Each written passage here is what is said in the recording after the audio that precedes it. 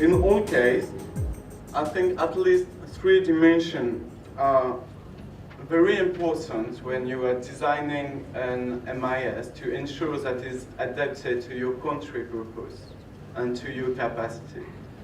The first one I would like to highlight is the database structure and the logical framework you are going to design for your MIS.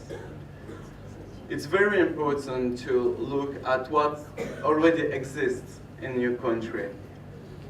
What are the data you've got already? What is the empowerment of the subnational level you can achieve in accordance to their capacities? What are the existing database? How to ensure movement from one scheme to another?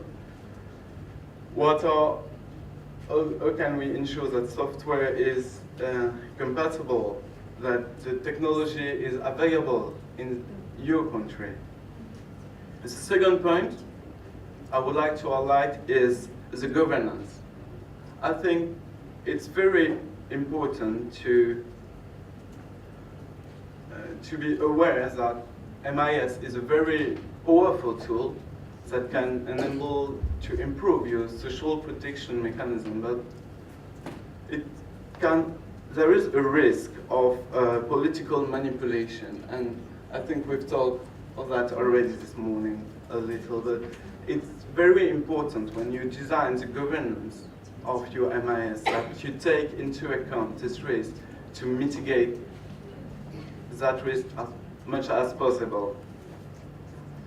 And as well, in terms of governance, one thing that is very important, and maybe I can insist a little bit on it because we haven't seen a lot of this morning, is the ability to produce reports and evaluation in a regular basis of time based on your MIS database. That is very important in your country to ensure the participation of all stakeholders and not only the government in the evaluation of the social protection mechanism. And I think MIS can be a tool for that as well.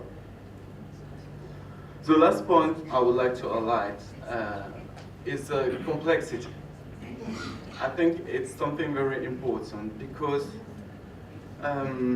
MIS has to be used every day. You have to ensure the technology you suggest is compliant with the country you are working in, and the capacities you are able to mobilize to work with you on this MIS. You have to ensure the coherence with time and cost constraints and budget constraints, because if you design a very sophisticated MIS that will cover all social protection schemes, but you will have something very, very complex and nobody will ever be able to use it. And then it will be totally pointless and you will be back to your paper forms. I think the example we've had this morning from India was really relevant, and we have to take into account the context of the country when we are trying to decide what to implement.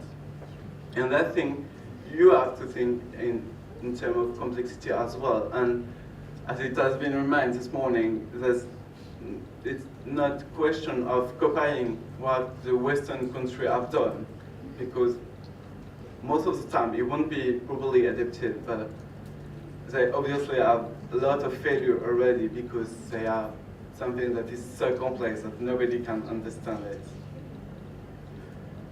So my last point is, it is better to have a very simple tool that you are able to use every day and able to improve and to maintain and to have up-to-date data than having something very complex that nobody will ever use.